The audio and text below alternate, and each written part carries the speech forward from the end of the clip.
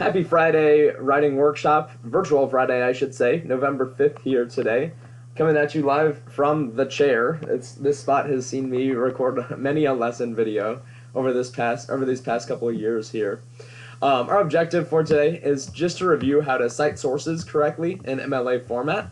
I know some of you are really ahead of the game on your persuasive research essays, and you're ready to kind of start the process of wrapping it up with like a works cited page, starting to edit, and those kinds of things. I want to make sure you have the tools you need for citing your sources today. Once again, it's a virtual day. If you haven't said a prayer yet before our lesson video, please pause our video now and say a quick prayer for yourself and your learning today. Please also pray for just families who are ill right now. We're still recovering from illness in my family. I also found out over last weekend that my aunt is sick, so just pray for illnesses, especially in this time. Pray for yourself and your learning today, too. Right now, you are watching the Creating a Works Cited Page video. I should note that all I'm really going to do in this video is splice in an earlier video I created on works cited pages. I don't believe the websites that I used in that video have changed much over this last year, so using that old video should work, but I'll just splice it in at this one. So if you notice that I change my outfit, or if my voice sounds different, or if just something on screen looks weird, it's probably because part of this video is a year old. It also says, please use the upcoming long weekend to continue drafting your persuasive research essay in Word Online. I know a lot of you are a little bit behind in that process, considering that the full essay is due by the end of next week, November 12th. It is a good idea to use this long weekend to play some catch-up, to move further in your persuasive research essay. Please know that we will have two more computer days next week. I'm thinking Wednesday and Friday of next week, just in the classroom, where you can continue drafting and finishing off this essay in the classroom as well. It's also wise over the long weekend to complete missing work online. I want you to know that I went through last night and I made sure that I was up to date on grammatical grading. What I'm still working on grading, really today and tomorrow. Moving further with persuasive research essay outlines. I know some of you submitted yours yesterday, so I'll do my best to get to those today. I still want to go through even incomplete ones and add partial grades into the gradebook to avoid zeros. So you can expect some feedback to enter into your outlines in Schoology over these next couple of days here. I will start with those of you who submitted them recently and then move on to the ones that are incomplete. Once again, persuasive research essay is not due until the end of next Friday, November 12th. Friendly reminder, that probably means that I won't be able to get these ones in on our next grade report just because of timing. But you still want to get it in so that I can grade it, get it back to you, and get you revising in the later on this month as well, as we prepare for the end of this semester in this class too. I suppose you could use some time next week to work on missing work and those kinds of things as we prepare for the grade report. I will be able to punch in college application essay revisions into the gradebook before grade reports. So that might be something wise to work on this weekend or next week as well. Once again, I'm going to splice in our video from creating a works cited page from last year. You might see a weird jump in this video, but the rest of this video will guide you through creating your own works cited page for your persuasive research essay. Peace. You guys are watching our video right now for creating works cited pages. There's a few things I would recommend opening first. First thing I would open up, at least for me, is I have my outline here. You'll also want just Word Online opened up. I'm going to start a new blank document in a second for my works cited page. But I want to show you guys something. So when I was making this video, my outline overview video, that is, I told you that I haven't done any research yet. Well, I did a little bit. I filled out a little more of my outline. The outline's not totally done, but I did sketch out a few more ideas, including some evidence, and that brings up the need to create a works cited page too. So for one, for my attention getter, I'm just using the line from Juno, where she stands out in front of an abortion clinic to consider getting one done, and she turns away because of a friend of hers who's protesting there. From there, in my background, again, I didn't write this part in complete sentences, and neither do you have to in your own outline, but just an idea to give the history of Roe versus Wade right here. I realized that I wasn't italicizing the Supreme Court case when I was writing this before. Supreme Court cases do get italicized every time, so I fixed that here. And then my thesis. The United States should overturn Roe v. Wade because life begins at conception. However, individual states should be able to write their own own laws. I would consider this a yes, but statement. Yes, overturn it, but there should be some conditions, so to speak. I don't know if I fully believe that, but I used it for this essay. Here's where I did some research. So as I started my first body paragraph, I'm discussing why abortion should generally be illegal, right? Because it is a form of murder. I did find a source that I rather like here. It's called the AAPC. I'll show you their website in a second. But here I used a direct quote from that article. They actually quoted a college professor here, Dr. Alfred Bongiovanni. I guess I pronounced it right. But notice that I used a direct quote here, and I cited it using the author of the article's last name. One thing I did with that article, just as I was researching, is I favorited it, or I bookmarked it. So bookmarks are a great tool to find things that you might need later on. Let's actually, since I know I'm going to use this quote in my essay, I should probably cite this source right now, and maybe I use this source for this entire paragraph. Once again, the prompt asks for 3 or more research sources. It could be as easy as 1 per body paragraph. Let's just say I'm going to use this one for this first body paragraph. It's this one right here. And the source that I'm going to use here, the source that I generally use to create citations is Easybib.com. I'm going to open that real quick. Notice it's inside of our day 15 folder. It looks like I can actually use it inside of Schoology. I'm curious to see if that works. Actually, I'm just going to use the regular website here. Feel free to test it out to see if it works in Schoology. It just looks kind of hard to navigate on my screen. So I'm just going to go to their actual website. And I'm going to hit Create Citations. This is a website. There we go. So now it just wants me to copy URLs. I'll copy this one. This is an article titled Why Life Begins at Conception by the NAAPC, National Association for the Advancement of Preborn Children.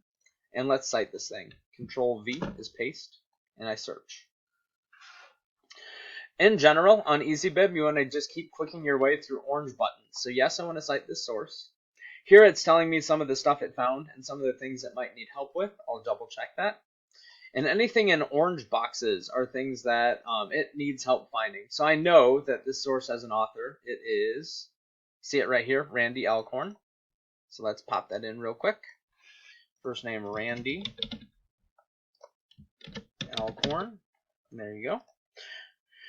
Publisher sponsor you should generally fill in. Generally that's at the bottom of a website, usually with a copyright name. Yep. So NAAPC is still the publisher as well. Or sponsor, I should say. NAAPC. And then it wants to know when this is written as well. If I can find day and month, I should. I don't remember seeing one at the top of the article, so even if all I have is the year, I'll use the year. It is copyright 2020. So I will at least give the year 2020. Complete. I'm also going to do this on MLA 7. MLA 8 is brand new, but our school hasn't quite switched over into using MLA 8 yet. I think most of your teachers are still using 7, so we'll use 7 as well. And I have this convenient copy citation button. I don't want that right there, but copy citation is nice. And let's see if I can paste this into a Works Cited page. New blank document. I'm going to set up stuff as I like it. So I normally like Times New Roman 12. Boop, boop. Center it.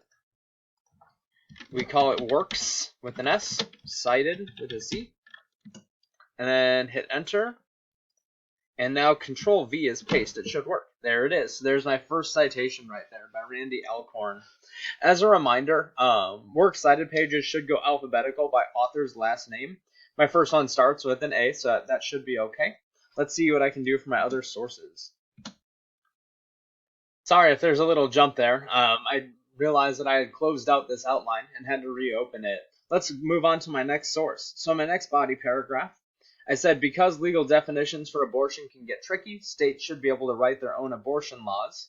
Then I found an article, didn't have an author, but it's titled Abortion Policy in the Absence of Roe. Notice this time I paraphrased it instead. So instead of using a direct quote, I just paraphrased what this article said. Still have to give it that in-text citation. So I popped that right there, just in quotation marks, the title of the page, and then a period after my citation. I do need to write a full works cited citation for this source too, so let's go there. It is this one right here. Open a new tab. Once again, use those bookmarks to keep track of which sources you want to use, and I need to cite this boy too. Control C is copy. Go back into Easybib, and I'm going to hit create citation and do another one. Control V is paste. Let's do this one too. Okay, and now I need to search for more stuff. I don't think this one has a listed author. No, so this is my first source so far that does not have a listed author, so I can skip that step. As we talked about before, sources that don't have authors may or may not be the best, so you really have to evaluate them. Personally, I trust this one. It's the Guttmacher Institute. As I check their copyright data at the bottom, we actually see that they're a 501c3 nonprofit organization, so generally I trust them. Let's continue here. I know that they're probably the name of their publisher sponsor as well. Also Guttmacher Institute, so I'll pop that in too. G-U-T-T Macher Institute. There we go. It does give me electronic publication info, which is super nice. So they found that already, so I don't have to punch in a date. Complete citation. And there it is right there. Abortion policy in the absence of Roe. Copy that. And let's pop that into my works cited page. A-B actually comes before A-L, so I should pop that first. Control V. Let's paste. Notice too, so one thing I like about Easybib is that it fixes indents for you. In an MLA citation, there is always that hanging indent on the second line moving down. So this is correctly formatted right here. I don't have to worry about formatting that myself, which is super nice. Let's look at my next one. So I go back into my outline, and next up is my counter-argument paragraph. So I wanted to state what the opposite side says. I said proponents of Roe versus Wade claim that access to abortion is a fundamental women's right. And here I pulled up an article that the ACLU, the American Civil Liberties Union, wrote about the right to choose. I do want to quote them as well here. Would I continue to quote them in this paragraph? Probably not. I'd probably go back to one of my other sources or find a different source to refute this argument right here. But I wrote this. In the article, The Right to Choose at 25, looking back and ahead, the ACLU even declares that, and I quote, it is an act of violence to force an unwilling woman to bear an unwanted child. Notice here, I do not need an in-text citation because I gave the title of the article in my sentence itself, along with the author. It didn't list an author's last name, so it's written by the organization itself. Let's cite this thing in my works cited page too. I'll go back to my bookmarks, open a new tab. And here's one from the ACLU website. Let's quote this thing. Control C. Back here, create citation. We'll make one more. Control V. Bang. There it is. And here I need to edit it once again. Let's just see what it wants me to add. I don't think there's an author, but I always better double check. They're usually listed at the front of an article. If not, we'll check the back end. Yeah, no original author on this thing. But let's see what else I can fill in. Citation. This is the publisher, I believe, is. Can I copy paste this? Control C. Control V. Yep, absolutely. Electronically published. I know I didn't see a date either, but I can just punch in the year because I saw that it's a copyright 2020. Complete citation. And there's my last one. I'll copy that one too. I don't need Easybib anymore, so I'll close it right now. Notice that Easybib does keep this list intact for you, and you can hit copy all, but I'm not going to worry about that too much. Click X on it. And let's pop that into Control V. And there's my works cited page so far. Like I said, in your prompt, it does say that you need to cite at least 3 sources in MLA. I've got 3 right here. Again, if I wanted to keep rolling with these ones in my paper, I absolutely could. But if I do want to use more, if I do find more direct quotes or more paraphrases from other sources that I want to include when I'm drafting my essay, I'll need to keep adding to this works cited page. The nice thing is that by creating this now, it allows me to easily go back in and edit it as I need. I'm just going to give this boy a name. This one's going to be I'll just call it research paper works cited. So I just like to keep mine separate. I can edit it later on if I need, or if I want to add sources later. But it allows me to manage that now, even before I start typing my essay. And we're good to go.